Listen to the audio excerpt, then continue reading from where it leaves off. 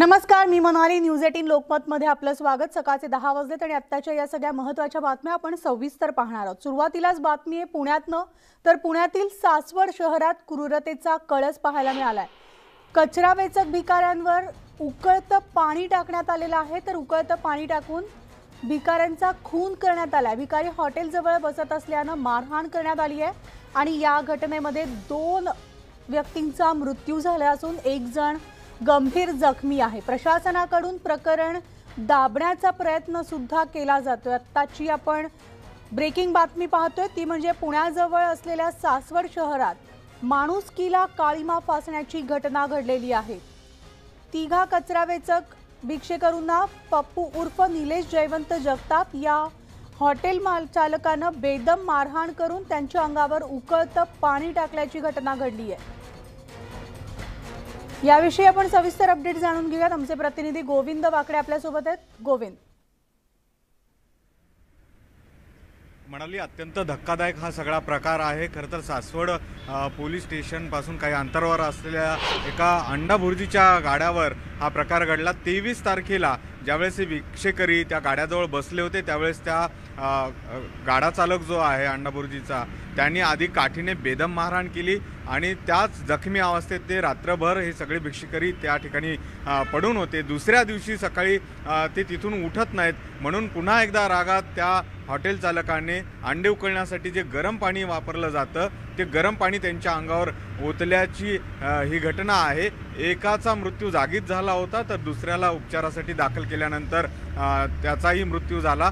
60 वर्षीय वयोवृद्ध भिक्षेकरी आणि त्याचबरोबर 50 वर्षीय व्यक्तीचा मृतकांमध्ये समावेश आहे. तर एक महिला जी आहे वयस्क ज्येष्ठ नागरिक ती सुद्धा तिथे बसत होती. तिच्या अंगावर सुद्धा उकळत्या तेलाचे व्रण आहेत.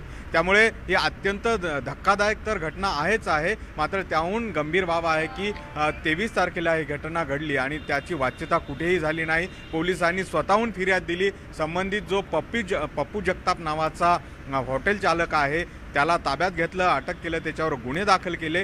मात्र अत्यंत निंदनीय हा सगळा प्रकार आहे. मानवतेला काळीमा फासणारा प्रकार आहे आणि त्यामुळे कठोरात कठोर शिक्षा होणं गरजेची आहे अशी मागणी केली जाते. खरं तर या भिक्षेकऱ्यांचा अपराध एवढाच होता की त्या अंडाभुर्जीच्या जी गाडी आहे त्याच्या बाजूला बसायचे आणि जर कोणी खायला देत असेल तर त्यांना मागायचे अशी स्थानिक जे आहेत प्रत्यक्षदर्शी त्यांनी माहिती दिलेली आहे. मात्र त्याचाच राग धरून नेहमी काय येतात हे आधी त्यांना काठीने बेदम मारहाण केली आणि त्यानंतर उकळतं पाणी त्यांच्या अंगावर टाकलं. खरं तर या दोघांची पोस्टमॉर्टम रिपोर्ट येणं बाकी आहे कारण की उकळत्या पाण्याने एवढ्या जखमा होणार नाहीत. त्यामुळे कुठेतरी हा अत्यंत गंभीर प्रकार आहे. पाण्याऐवजी त्यांनी तेल ओतलं होतं का याचाही तपास केला जातोय आणि या संदर्भामध्ये पुण्याचे ग्रामीणचे जे पोलीस अधीक्षक आहेत ते स्वतः आता माहिती घेत आहेत आणि आरोपीला कशा पद्धतीने कठोरात कठोर शिक्षा होईल याची ती दक्षता घेत आहेत. म्हणाली. नक्कीच धन्यवाद गोविंद या सविस्तर माहितीसाठी. तर पुण्यात माणुसकीला काळीमा फासणारी घटना घडलेली आहे. हॉटेलच्या बाहेर बसणाऱ्या 2 व्यक्तींच्या अंगावर उकळतं पाणी टाकून त्यांचा खून करण्यात आल्याची घटना घडलेली आहे. तर मनसे अध्यक्ष राज ठाकरेंच्या आदेशानुसार आता आज भोंग्यांबाबतच्या पत्राचं घरोघरी वाटप करण्यात येत आहे. राज ठाकरे यांनी काल भोंग्यांच्या मुद्द्यावर महाराष्ट्रातील जनतेला एक पत्र लिहिलेलं होतं आणि हे पत्र घराघरात जाऊन मनसे कार्यकर्त्यांना देण्यास सांगितलं होतं. त्यानुसार या पत्राचं वाटप केलं जात असून भोंग्यांचा मुद्दा सोडविण्यासाठी जनसहभाग महत्त्वाचा आहे अशा सूचना राज ठाकरे यांनी मनसे कार्यकर्त्यांना दिल्या आहेत. तर त्यानुसार मनसे उपाध्यक्ष यशवंत केलेदार यांनी माहीम इथल्या मकरंद सोसायटीतील रहिवाशांना पत्राचं वाटप केलंय. सविस्तर अपडेट्स जाणून घेऊयात. आमची प्रतिनिधी प्रणाली कापसे आपल्यासोबत आहे. प्रणाली, राज ठाकरेंच्या आदेशानंतर आज मनसे कार्यकर्ते मनसैनिक घरोघरी पत्र वाटप करण्यास सुरुवात झालेली आहे. काय सविस्तर अपडेट्स? मनसे अध्यक्षांनी ज्या पद्धतीनं आपल्या सगळ्या पदाधिकाऱ्यांना आदेश दिलेले होते त्यांनी सभांमधनं सुद्धा सांगितलं होतं की भोंग्यांविरुद्धची त्यांची जी मोहीम आहे त्याचा पुढचा टप्पा म्हणजे नागरिकांमध्ये जनजागृती आणि त्यासाठी प्रत्येकाच्या घरोघरी जाऊन पोहोचा, त्यांना आपला मुद्दा समजावून सांगा आणि जनसहभाग मिळवा अशा पद्धतीचं आवाहन त्यांनी त्यांच्या पदाधिकाऱ्यांना केलं होतं. आणि त्याप्रमाणे आपण आता मुंबईच्या माहीम परिसरातील मकरंद सोसायटीमध्ये आलेलो आहोत. माहीम दर्ग्याच्या अगदी बाजूला ही सोसायटी आहे.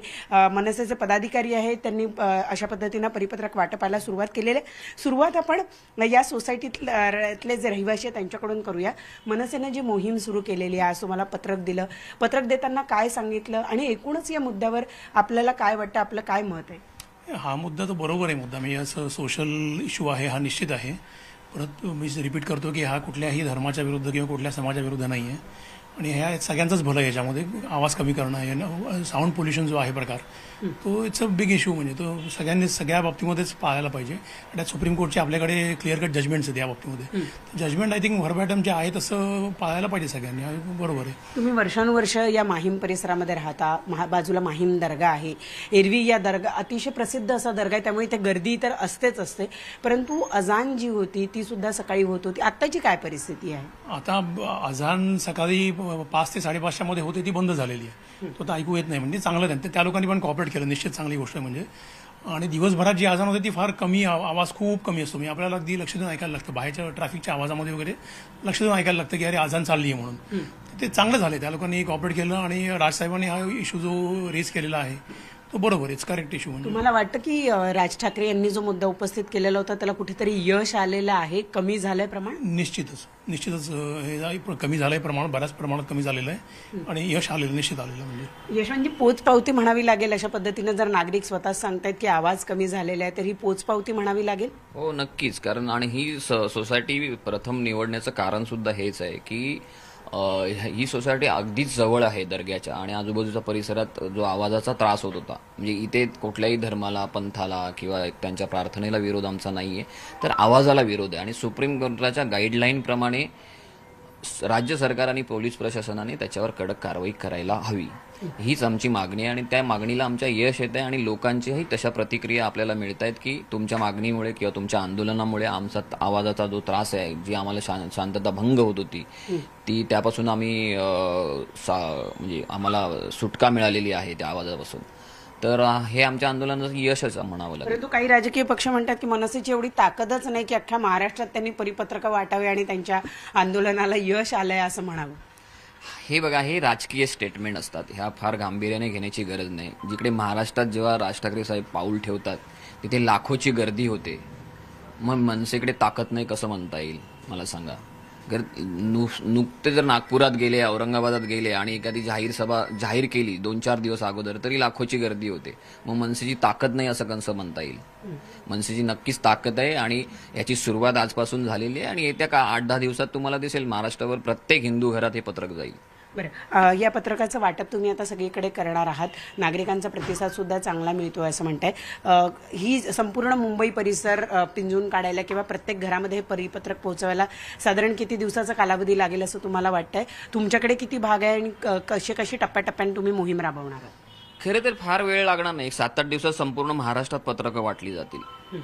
आमच्याकडे जो भाग आहे तो माहीम विधानसभेचा भाग आहे. माहीम विधानसभेमध्ये आम्ही आमचे बूथ लेवलपर्यंतचे पदाधिकारी आहेत, अगदी गटाध्यक्ष आणि ते इमारत प्रतिनिधी देखील आहेत. त्यांच्यामार्फत हे आम्हाला 2-3 दिवसात आमचा हा विषय संपेल. परंतु आम्ही प्रायोरिटी अशा ठिकाणी पहिली दिलेली आहे जिथे आम्ही स्वतः जाणार आहोत, की जिथे अजान पठण होतं आणि त्यांच्या लाऊडस्पीकरचा आवाज होतो, असे परिसर आम्ही प्रथम निवडलेले आहेत आणि तिथे त्याला आम्ही प्राधान्य दिलेलं आहे. बाकी त्या व्यतिरिक्त इतर भागात सुद्धा येत्या 4 दिवसात ही पत्रकं आमच्या विभागात वाटली जातील. नक्की. तर आपण पाहतो की मनसेचं म्हणणं आहे की आम्हाला प्रतिसाद चांगला मिळतो आहे आणि ज्या पद्धतीनं नागरिक स्वतः हे कबूल करतायत की अजानचा आवाज कमी झालेला आहे, हे आम्हाला समाधान देणारे आहे. आणि महाराष्ट्र नवनिर्माण सेना येत्या 8 दिवसामध्ये महाराष्ट्रातल्या प्रत्येक घरामध्ये हे परिपत्रक पोहोचेल असा विश्वास मनसैनिकांकडनं व्यक्त होतोय. निश्चितच. धन्यवाद प्रणाली या सविस्तर माहितीसाठी. आणि यानंतर पाहूयात कोल्हापुरातली बातमी. कोल्हापुरात मान्सूनपूर्व पावसानं हजेरी लावली असून या पावसानं कोल्हापूरकरांची दैना उडावलेली असून अनेक ठिकाणी झाडं पडल्याची घटना घडली आहे, तर काही ठिकाणी घरांचे पत्रेही उडून गेलेत. शहरात ठिकठिकाणी पाणी साचलेलं असून अनेकांच्या घरात पाणी शिरलंय, तर दुकानात पाणी गेल्यामुळे मोठं नुकसानही झालंय. वादळी वाऱ्यासह आलेल्या पावसामुळे प्रशासनाची चांगलीच धावपळ उडालेली असून महापालिकेच्या नालेसफाईच्या कामाची पोलखोल उडाल्याचं पाहायला मिळतं.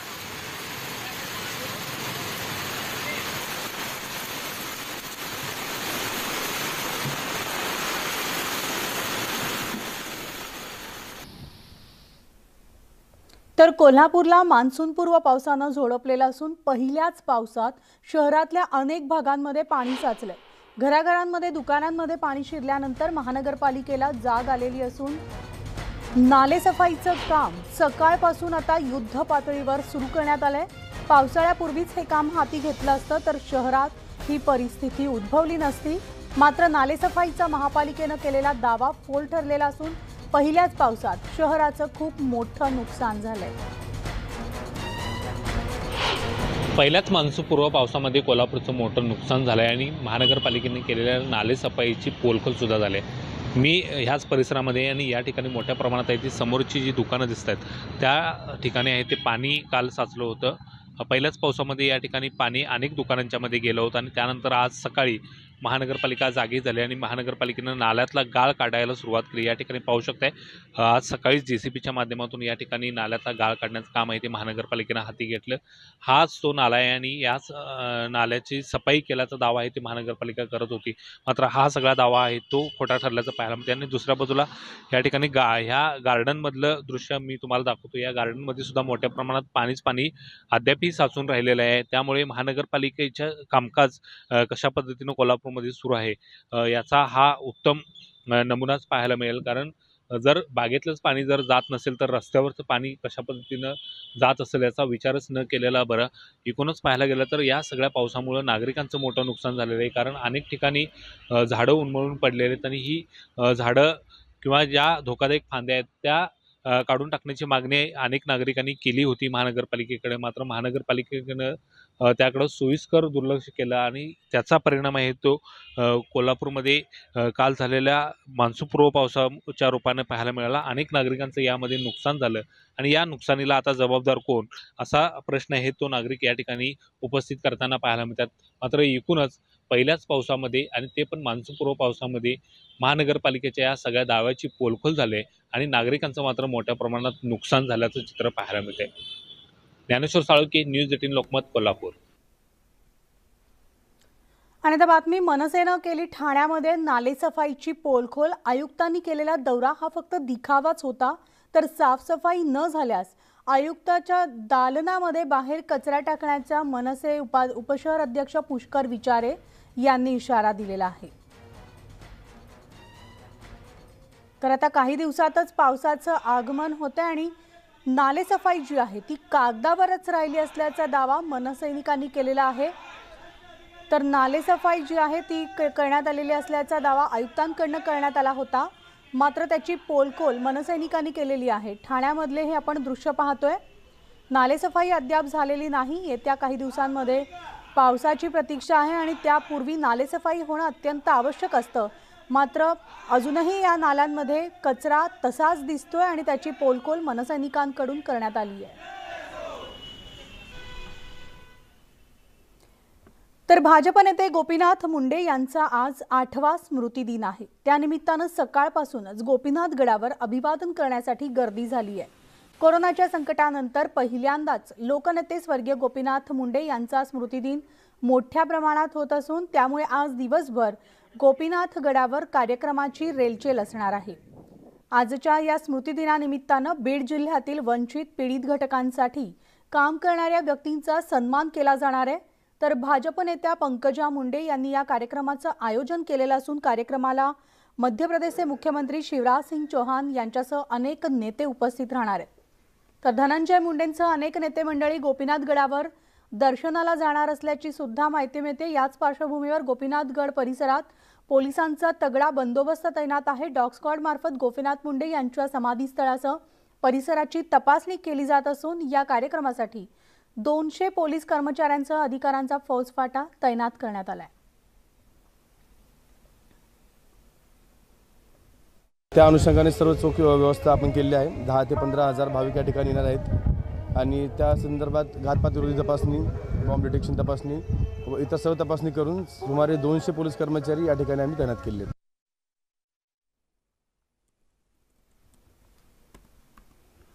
तर गोपीनाथ मुंडे यांचा आज 8वा स्मृतिदिन आहे आणि त्यांना अभिवादन करण्यासाठी आज अनेक नेते मंडळी या ठिकाणी उपस्थित राहणार आहेत. तर लोकमत टॉक या कार्यक्रमामध्ये पंकजा मुंडे यांनी गोपीनाथ मुंडेंसोबतच्या आठवणींना उजाळा दिलाय. पाहूयात त्याची ही एक खास झलक.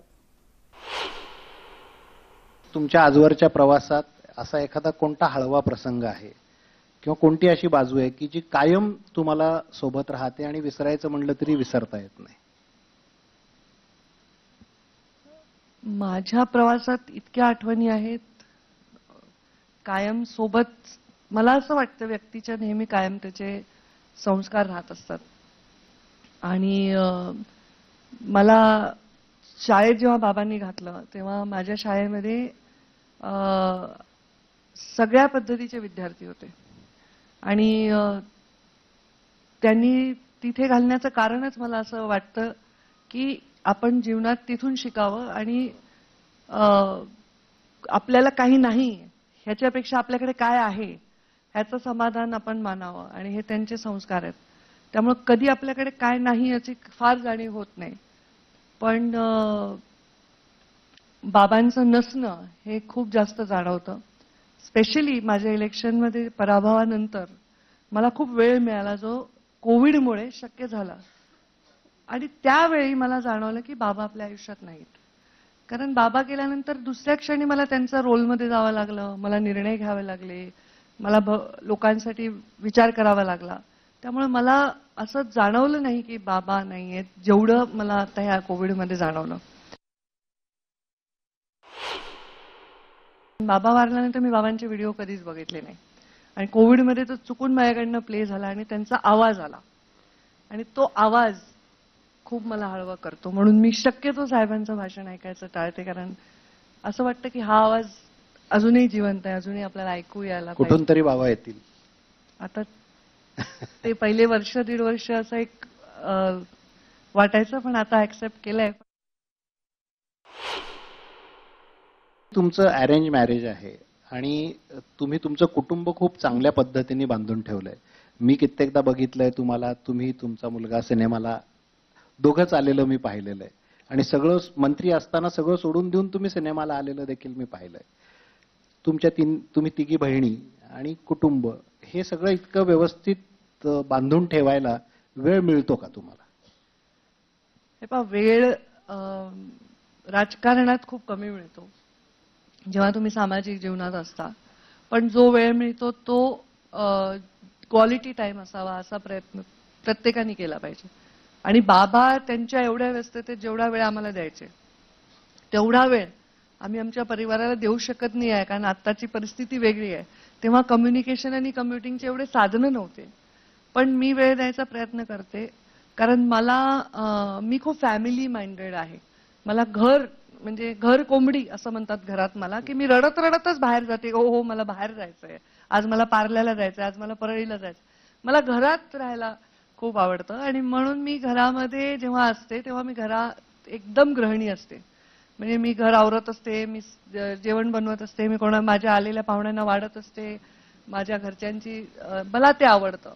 माझ्या बहिणी आणि आम्ही एकत्र भेटायचा प्रयत्न करतो. प्रीतमही राजकारणात आहे, मी राजकारणात आहे. आम्हाला वेळ मिळत नाही फारसा एकत्र यायला. तिघी बहिणीमध्ये खूप चांगला बॉन्ड आहे. हो. तुमच्या तिघींमध्ये कधी वादावादी झाली किंवा कधी काही असं कुठल्या गोष्टीवर कोणी अडून बसलंय, हटून बसलंय असं काही झालं? आमच्या घरामध्ये स्वतःच्या विषयांवर कमीच वाद होतात. काहीतरी बाहेरचाच विषय असतो की आधी या पत्रकारांनी अशी कशी बातमी लावली, त्या चॅनलनी ते का लावलं, किंवा हा व्यक्ती असा का बोलला, ह्याच्यावर चर्चा होते. आणि ती राजकारणी घर असल्यामुळे चर्चा जर अशी गरम असते तर वाटतं शेजाऱ्याला नक्की वाटत असेल की वाद होतोय. पण असे काही आमच्यामध्ये वाद फारसे होत नाही. छोटी सगळ्यात आहे ती खूप स्ट्रॉंग हेडेड आहे. माझ्या आणि तिच्या आवडीनिवडी खूप सारख्या आहेत. प्रीतमच्या आवडीनिवडी गरजा खूप कमी आहेत. तर आमचं सगळं कॉम्बिनेशन छान बसलंय. आणि आई आहे, आई आमची इंटलेक्च्युअल आहे, खूप शिकलेली आहे. तिने आम्हाला वाचनाची आवड आणि आम्हाला एक स्वतंत्र व्यक्तिमत्व जे आहे ते नक्कीच आमच्या आईचं फार मोठं योगदान त्याच्यामध्ये आहे. आणि त्यामुळे आमच्या घरामध्ये तसं काही फार प्रॉब्लेम कधी होत नाहीत. कदाचित पुरुषाचा वावर कमी आहे. बाबा होते तर बाबा नेहमी लाडके होते. 4 बायकांमध्ये बाबाचाच लाड व्हायचे. आई म्हणायची फादर्स ममाज बॉय आणि पापाज गर्ल असतं. मला तर बॉय नसल्यामुळे सगळ्या मुली ती म्हणायची 100% बापाची मतं आहेत, माझ्या मताचं कोणी नाही आहे. त्यामुळे आमच्या बाबांचेच लाड व्हायचे जास्त उलट. आणि आता आम्ही चौघी असल्यामुळे फार विषय भांडण्याचे येत नाही. आम्ही फार तत्वानी जाणारे लोक आहोत. तर देशात सध्या ज्ञानवापी मशिदीवरून रोज नवे दावे प्रतिदावे समोर येत आहेत. अशातच सरसंघचालक मोहन भागवतांनी ज्ञानवापीला स्वतःचा इतिहास असून आता इतिहास कुणीही बदलू शकत नसल्याचं त्यांनी म्हटलंय. दररोज मंदिरांचा मुद्दा खणून काढणं योग्य नसल्याचं सुद्धा त्यांनी सांगितलंय. मात्र प्रत्येक मशिदीमध्ये शिवलिंग कसं असा सवालही त्यांनी उपस्थित केलाय. अयोध्येमध्ये झालेल्या राम मंदिराच्या आंदोलनात RSS सहभागी होती, मात्र आता कुठल्याही आंदोलनात RSS सहभागी होणार नसल्याचं मोहन भागवतांनी म्हटलंय. भारत माता की जय सारे विश्व में करानी है. क्यों करानी है? हम विश्व विजेता बनना चाहते क्या? नहीं, हमको विजेता वगैरह बनने की आकांक्षा नहीं है. हमको किसी को जीतना नहीं है, हमको सबको जोड़ना है. संघ का कार्य भी किसी को जीतने के लिए नहीं चलता, जोड़ने के लिए चलता है. और भारतवर्ष भी दुनिया में, दुनिया के आदिकाल से अब तक जीता रहा है तो किसी को जीतने के लिए नहीं, सबको जोड़ने के लिए. ज्ञानवापी का मुद्दा चल रहा है. अब ऐसे मुद्दे हैं, एक इतिहास तो है, उसको हम बदल नहीं सकते. वो इतिहास हमने नहीं बनाया, न आज के अपने आप को हिंदू कहलाने वालों ने बनाया, न आज के मुसलमानों ने बनाया. उस समय घटा, इस्लाम बाहर से आया, आक्रमकों के हाथ आया.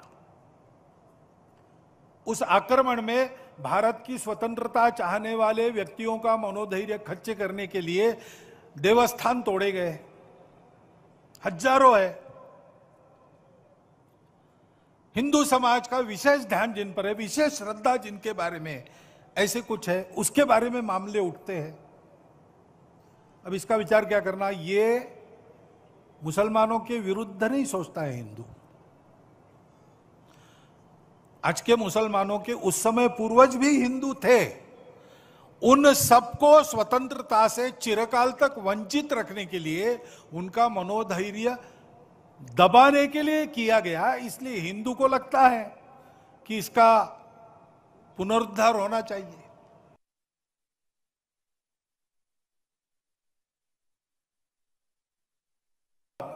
ठीक है, प्रतीकात्मक कुछ हमारी विशेष श्रद्धा थी, ऐसे स्थानों के बारे में हमने कहा, लेकिन रोज एक मामला निकालना नया, ये भी नहीं करना चाहिए. हमको झगड़ा क्यों बढ़ाना है?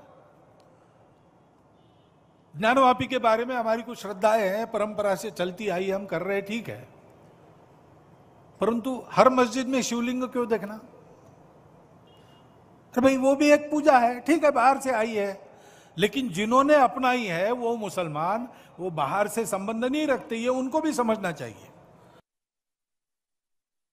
एक राम जन्मभूमि का आंदोलन था जिसमें हम अपने प्रकृति के विरुद्ध किसी ऐतिहासिक कारण से उस समय की परिस्थिति में सम्मिलित हुए. हमने उस काम को पूरा किया. अब हमको कोई आंदोलन वगैरह करना नहीं है. लेकिन इश्यूज अगर मन में है तो कुछ उठते हैं. ये किसी के विरुद्ध नहीं है और विरुद्ध मानना नहीं चाहिए. मुसलमानों ने तो नहीं मानना चाहिए, हिंदुओं ने भी ये नहीं करना चाहिए. भागवतांच्या भूमिकेचं वडेट्टीवारांनी स्वागत केलंय. देशात शांती आणि सलोखा राखण्यासाठी सरसंघचालकांची भूमिका स्वागतार्ह असल्याचं त्यांनी म्हटलंय. जुन्या गोष्टी उकरून काढून नव्यानं वाद निर्माण करणं आणि संघर्ष उभा करणं नवा, हे जर टाळण्याचा प्रयत्न होत असेल तर देशाच्या एकूण सार्वभौमतेला, देशाच्या एकात्मतेला हे पोषक आहे आणि त्यांचं स्वागतच केलं पाहिजे. पण ही भूमिका ते मानत असताना ती भूमिका कायम टिकली पाहिजे, ती बदलू नये वारंवार. अशी जर भूमिका मांडून देश मजबूतीसाठी, त्या भूमिकेसाठी उपयोग होत असेल तर मात्र नक्की आम्ही त्यांचं स्वागत करतो. राज्यात हनुमानाच्या जन्मस्थळावरून वातावरण ढवळून निघालंय. कारण हनुमानाच्या जन्मस्थळावरून अनेक दावे प्रतिदावे केले जात आहेत. कर्नाटकच्या किष्किंधामध्ये हनुमानाचा जन्म झाल्याचा दावा गोविंदानंद स्वामी यांनी केल्यामुळे हा वाद उफाळून आलाय. तर नाशिकमधील संत महंतांच्या म्हणण्यानुसार अंजनेरीच्या पर्वतावर मारुतीरायात झाला आहे. तर आता सोलापूरमधील महंतांच्या म्हणण्यानुसार सोलापुरातील कुगाव हे हनुमानाचं जन्मस्थळ आहे. पाहूयात आमचा स्पेशल रिपोर्ट. जगद्गुरु शंकराचार्य को कांग्रेस दल रत्नान करे माफी मांगे।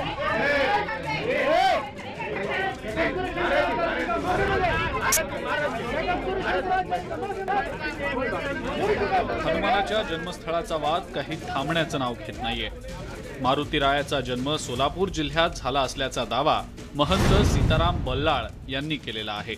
त्यासाठी त्यांनी पद्मपुराणाचा आधार घेतलाय। पद्मपुराणाच्या आधारे लिहिण्यात तर आपण सविस्तर पाहणार आहोत, त्यापूर्वी थेट जाऊयात शिवसेनेचे खासदार संजय राऊत बोलतायत। आपने कश्मीरी पंडितों की घर वापसी की बात की थी और उसके ऊपर आपने वोट भी बटोरे थे पूरे देश में हिंदुत्व के नाम पर, लेकिन 370 हटाने के बाद भी कश्मीरी पंडित, कश्मीर की जनता, मैं सभी जनता की बात करता हूँ, हालत में कोई सुधार नहीं है। आज भी 2 लोगों की हत्या हो गई जो मजदूर थे, और चुन चुनकर कश्मीरी पंडितों को मारा जा रहा है। सरकार की तरफ से कोई सुरक्षा की व्यवस्था नहीं है, लोगों का स्थलांतर और पलायन जारी है। अगर ये किसी और पार्टी के राज में होता तो भारतीय जनता पार्टी ने हिंदुत्व के नाम पर, कश्मीरी पंडितों के नाम पर पूरे देश में एक बवाल वो लोग पैदा कर लेते। लेकिन गृहमंत्री आपके, प्रधानमंत्री आपके, जम्मू कश्मीर में आपका शासन है, फिर भी हमारे पंडित, हमारे भाई वहाँ एक तो जान गंवा रहे हैं, खून बहा रहे हैं या भाग रहे हैं। ये हालत ठीक नहीं है। सर, मोहन भागवत जे बोलले आहेत, मोहन भागवत म्हणतात की इथून पुढे मंदिरांसाठी आम्ही संघर्ष आहे, मंदिरांपेक्षा संघर्ष करण्यापेक्षा कश्मीरी पंडितांचं प्राण कसे वाचवता येतील ते पाहणं गरजेचं आहे। मंदिरांखाली शिवलिंग शोधण्यापेक्षा मोहनराव भागवत बरोबर बोलले, मी त्यांच्या भूमिकेचं स्वागत करतो। या देशामध्ये अनेक राज्यांमध्ये, खास करून जम्मू काश्मीरमध्ये कश्मीरी पंडित, तिथला नागरिक, हिंदू असेल किंवा मुसलमान असेल, हा अत्यंत धोक्याखाली जीवन जगतोय। रोज त्यांना मारलं जात आहे, घुसून कार्यालयात, घरात। 370 कलम हटवल्यावर सुद्धा तिकडल्या परिस्थितीमध्ये अजिबात बदल झाला नाही। काश्मीर फाईलचं, चित्रपटाचं प्रमोशन केलं, पंतप्रधानांच्या आणि गृहमंत्र्यांच्या कृपेने निर्मात्याने 400-500 कोटी रुपये कमवले, पण काश्मीरी पंडितांच्या नशिबी फक्त पलायनच आहे। खरं म्हणजे आज जे पलायन सुरू आहे, आज ज्या हत्या सुरू आहेत, त्याच्यावर काश्मीर फाईल 2 अशा प्रकारचा चित्रपट निर्माण करावा आणि या काश्मीर फाईल 2ला जबाबदार कोण आहे ते लोकांसमोर एकदा यावं। सर, मोहन भागवत ने कहा है कि हर मस्जिद के पीछे नीचे शिवलिंग ना ढूंढे और हमारी आस्था है ज्ञान वापी मस्जिद को। ठीक है, मैं मोहनराव भागवत जी का जो बयान है उसका स्वागत करता हूँ। ये दर्दिन का झमेला बंद होना चाहिए, नहीं तो देश नहीं रहेगा।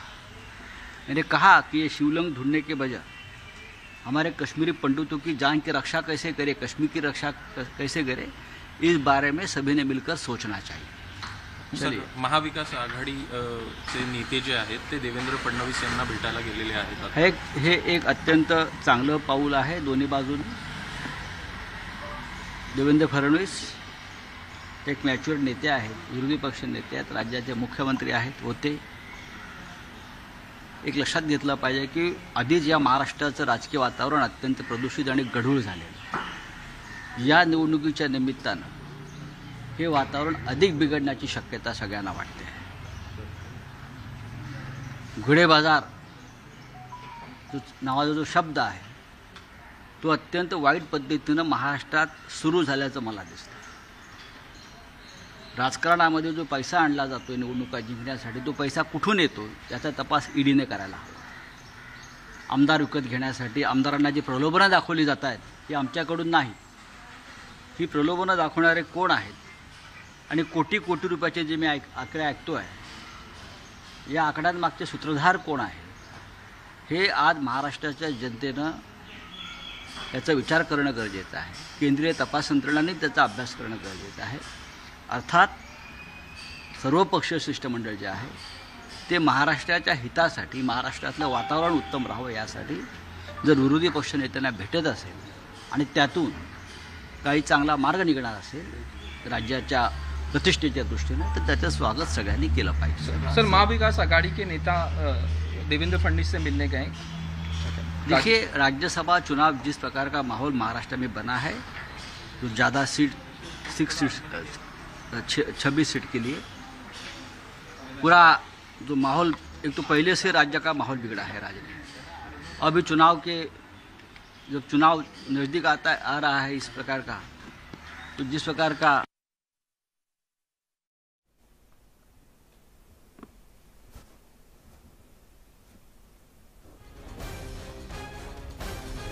तर संजय राऊत पत्रकारांशी संवाद साधतात। विरोधकांसोबत चर्चा करणं हे योग्य असल्याचं त्यांनी म्हटलं। राज्याच्या हिताच्या दृष्टीनं हे योग्य असल्याचं त्यांनी सांगितलेलं आहे। त्याचबरोबर काश्मीरी पंडितांवरील हल्ले चिंताजनक असल्याचं सुद्धा त्यांनी सांगितलेलं आहे।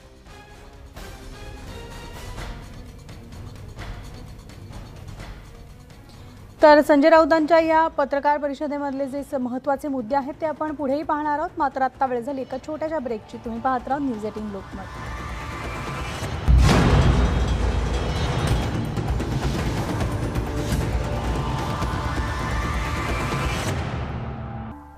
आणि आत्ताच एक ब्रेकिंग बातमी येते। महाविकास आघाडीचे नेते यांनी विरोधी पक्षनेते देवेंद्र फडणवीस यांची भेट घेतलेली आहे। आत्ताची आपण ताजी बातमी पाहतोय। मविया नेत्यांनी विरोधी पक्षनेते देवेंद्र फडणवीस यांची भेट घेतलेली आहे। तर आत्ताच ही ब्रेकिंग बातमी मिळते, ती म्हणजे महाविकास आघाडीचे नेते यांनी विरोधी पक्षनेते देवेंद्र फडणवीस यांची भेट घेतल्याची माहिती मिळते। तर निवडणूक बिनविरोध करण्यासंदर्भात ही भेट असल्याची माहिती समोर येते। राज्यसभेची निवडणूक जी आता पार पडली जाणार आहे, आज अर्ज माघारी घेण्याचा आजचा शेवटचा दिवस आहे आणि ही निवडणूक बिनविरोधी व्हावी यासाठी महाविकास आघाडीच्या नेत्यांनी विरोधी पक्षनेते देवेंद्र फडणवीस यांची भेट घेतली आणि एक्सक्लुझिव्ह फोटो जे आहेत या भेटीचे आपण पाहतोय। तर या दृश्यांमध्ये आपल्याला देवेंद्र फडणवीस दिसतायत, सोबत महाविकास आघाडीचे नेते आहेत, छगन भुजबळ आहेत,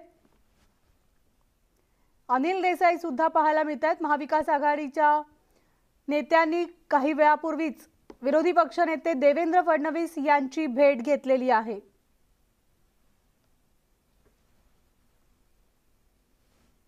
तर राज्यसभा निवडणुकीबाबत चर्चा सुरू असल्याची माहिती मिळतेय। विरोधी पक्षनेते देवेंद्र फडणवीस यांच्या सागर या निवासस्थानी ही भेट झाल्याची माहिती मिळतेय। याविषयी आपण सविस्तर अपडेट जाणून घेणार आहोत। आमची प्रतिनिधी प्रणाली कापसे आपल्यासोबत आहे। प्रणाली, आपण पाहतोय महाविकास आघाडीच्या नेत्यांनी विरोधी पक्षनेते देवेंद्र फडणवीस त्याचबरोबर चंद्रकांतदादा पाटील यांची भेट घेतलेली आहे। काय सविस्तर तपशील? राज्यसभेची निवडणूक जी आहे ती बिनविरोध व्हावी यासाठी सगळेच राजकीय पक्ष प्रयत्नशील आहेत आणि म्हणूनच आज महाविकास आघाडी मधल्या तीनही प्रमुख पक्षांच्या प्रमुख नेत्यांनी आज विरोधी पक्षनेते देवेंद्र फडणवीस आणि त्याचबरोबर भाजपचे प्रदेशाध्यक्ष चंद्रकांतदादा पाटील यांची भेट घेतलेली आहे। या भेटीचे परिणाम काय होतात हे बघणं महत्त्वाचं ठरणार आहे, कारण आज शेवटचा दिवस आहे अर्ज माघारी घेण्याचा। दुपारी 3 वाजेपर्यंत अर्ज मागे घ्यावा लागणार आहे, अन्यथा ही निवडणूक व्हावी लागेल जर आज अर्ज मागे घेतला गेला नाही तर। आणि म्हणूनच महाविकास आघाडीच्या वतीनं या तीनही नेत्यांनी विरोधी पक्ष नेते देवेंद्र फडणवीस यांना विनंती केलेली आहे की अर्ज माघारी घेतला गेला तर ही निवडणूक जी आहे ती बिनविरोध होईल। आपल्याला माहिती आहे की 6 जागांसाठी ही निवडणूक होणार आहे आणि त्याच्यापैकी 2 जागा या भाजपच्या आणि उर्वरित 3 जागा ज्या आहेत त्या तीनही पक्षांना एक एक याप्रमाणे मिळत आहेत।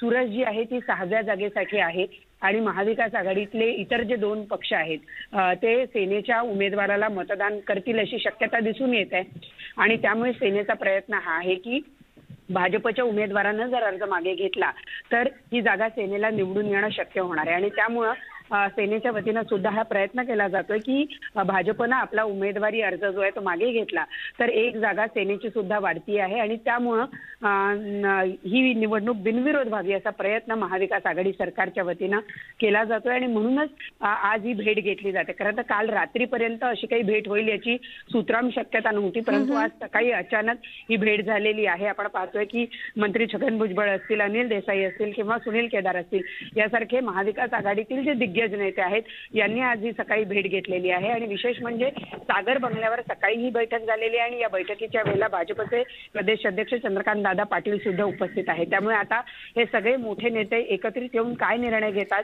भाजप त्यांचा अर्ज माघारी घेतय का हे बघणं महत्त्वाचं. अगदी बरोबर आहे. त्यामुळे राज्यातल्या गाठीभेटींना प्रणाली अधिकच महत्त्व प्राप्त झालेलं आहे. या सविस्तर माहितीसाठी धन्यवाद. तर मविया नेत्यांनी फडणवीसांची भेट घेतल्यानंतर या भेटीवर शिवसेनेचे खासदार संजय राऊत यांनी प्रतिक्रिया व्यक्त केली आहे. घोडे बाजार नावाचा जो शब्द आहे तो अत्यंत वाईट पद्धतीनं महाराष्ट्रात सुरू झाल्याचं मला दिसतं.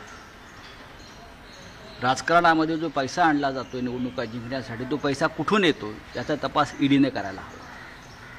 आमदार विकत घेण्यासाठी आमदारांना जी प्रलोभनं दाखवली जात आहेत ही आमच्याकडून नाही. ही प्रलोभनं दाखवणारे कोण आहेत आणि कोटी कोटी रुपयाचे जे मी आकडे ऐकतो आहे, या आकड्यांमागचे सूत्रधार कोण आहे, हे आज महाराष्ट्राच्या जनतेनं याचा विचार करणं गरजेचं आहे. केंद्रीय तपास यंत्रणांनी त्याचा अभ्यास करणं गरजेचं आहे. अर्थात सर्वपक्षीय शिष्टमंडळ जे आहे ते महाराष्ट्राच्या हितासाठी, महाराष्ट्रातलं वातावरण उत्तम राहावं यासाठी जर विरोधी पक्षनेत्यांना भेटत असेल आणि त्यातून काही चांगला मार्ग निघणार असेल राज्याच्या प्रतिष्ठेच्या दृष्टीने, तर त्याचं स्वागत सगळ्यांनी केलं पाहिजे. तर चंद्रपूर जिल्ह्यात गेल्या काही दिवसांमध्ये अपघाताच्या घटनांमध्ये वाढ झाली असून या वाढत्या घटनांसाठी दारू प्राशन करून वाहन चालविणं हे मुख्य कारण असल्याचं निष्कर्ष वाहतूक पोलिसांनी काढलाय. गेल्या वर्षी एप्रिल या महिन्यात झालेल्या अपघाताची संख्या आणि यावर्षीच्या अपघातांच्या संख्येत तब्बल तिपटीनं वाढ झाली असून त्यामुळे जिल्ह्यातील अपघाताचं प्रमाण कमी व्हावं यासाठी विशेष मोहीम सुरू करण्यात आली आहे. यामध्ये मद्यप्राशन करून वाहनं चालवणाऱ्यांवर कारवाई केली जाणार आहे. आम्ही असा निर्णय घेतलाय की ड्रंक अँड ड्राईव्हच्या मोहीम जोपर्यंत आम्ही प्रभावीरित्या राबवत नाही तोपर्यंत आमच्या हे लक्षात येणार नाही की नक्की हेच कारण आहे. आणि यासाठीच आम्ही ही मोहीम पूर्ण जिल्हाभर राबवतो. फक्त वाहतूक शाखा नाही आहे, तर पूर्ण जिल्हाभर ही मोहीम आम्ही राबवत आहोत. आणि या मोहिमेमध्ये ट्रक चालक असतील, टँकर चालक असतील, बाईक असतील, कोणत्याही प्रकारची वाहनं असतील त्या वाहनांवरती आम्ही कारवाई करणार आहोत. निष्पाप लोकांचे बळी जाऊ नयेत, फक्त पिणाऱ्या लोकांमुळे कोणाचे संसार उद्ध्वस्त होऊ नयेत यामागचा आमचा उद्देश आहे. भाजप नेते गोपीनाथ मुंडे यांचा आज 8वा स्मृतिदिन आहे आणि त्यानिमित्तानं सकाळपासूनच गोपीनाथ गडावर अभिवादन करण्यासाठी गर्दी झाली आहे. खासदार डॉक्टर प्रीतम मुंडे यांनी स्वर्गीय गोपीनाथ मुंडे यांचं दर्शन घेतलंय, त्यांना अभिवादन केलंय. याच वेळेस प्रीतम मुंडे यांना अश्रू अनावर झाले. तर आता गोपीनाथ गडावर रामरावजी ढोक महाराज यांच्या कीर्तनाला सुरुवात झाली आहे.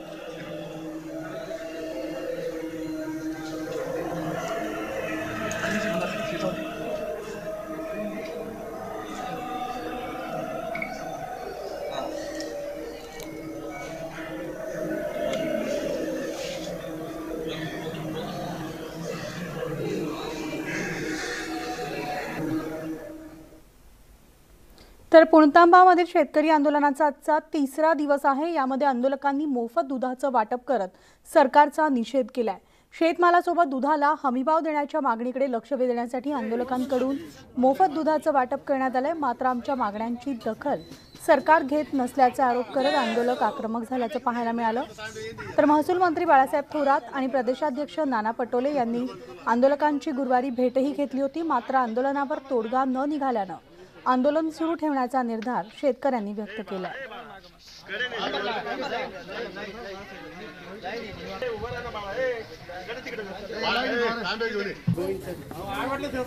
पुणतांबा शेतकरी आंदोलनाचा 3रा दिवस असून आंदोलकांकडून मोफत दुधाचं वाटप करण्यात येत आहे. सरकार विरोधात जोरदार घोषणाबाजी सुद्धा केली जाते. दुधाला हमीभाव देण्याची मागणी या शेतकऱ्यांकडनं होती. तर आमच्या मागणीची दखल सरकार घेत नसल्याचा आरोप या आंदोलनकर्त्यांनी केलेला आहे.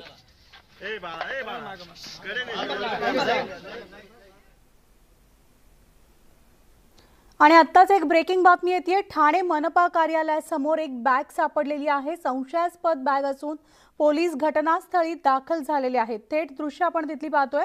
बॉम्ब शोधक पथक देखील या ठिकाणी दाखल झालेलं आहे. तर याविषयी आपण सविस्तर अपडेट्स घेऊयात. आमचे प्रतिनिधी अजित मांढरे आपल्यासोबत आहेत. हॅलो अजित, काय सविस्तर माहिती आहे? ठाणे मनपा कार्यालयासमोर संशयास्पद बॅग सापडल्याचं कळतंय.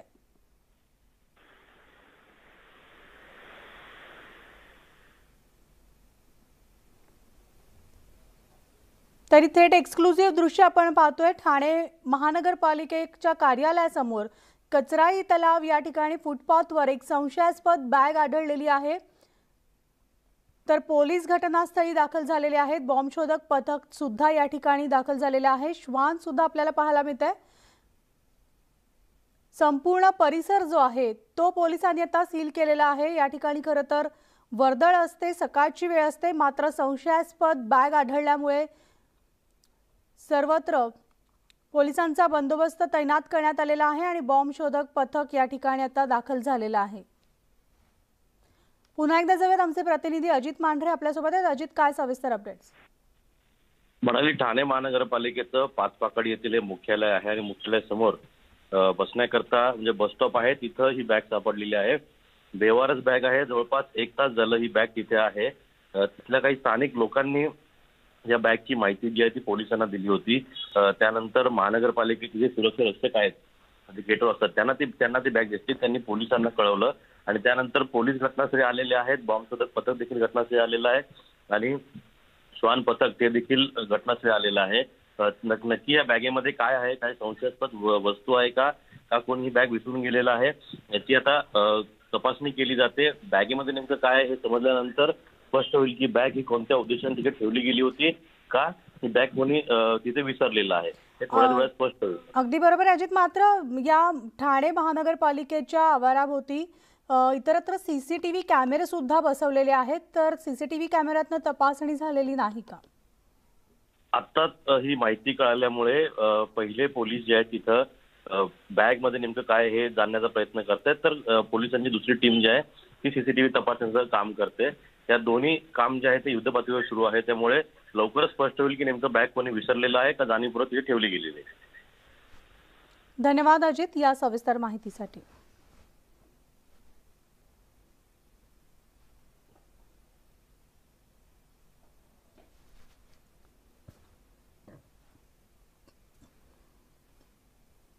आणि आता आणखी एक ब्रेकिंग बातमी, ती म्हणजे राज्यसभेसाठी तिसरा उमेदवार लढण्यावर भाजप ठाम आहे.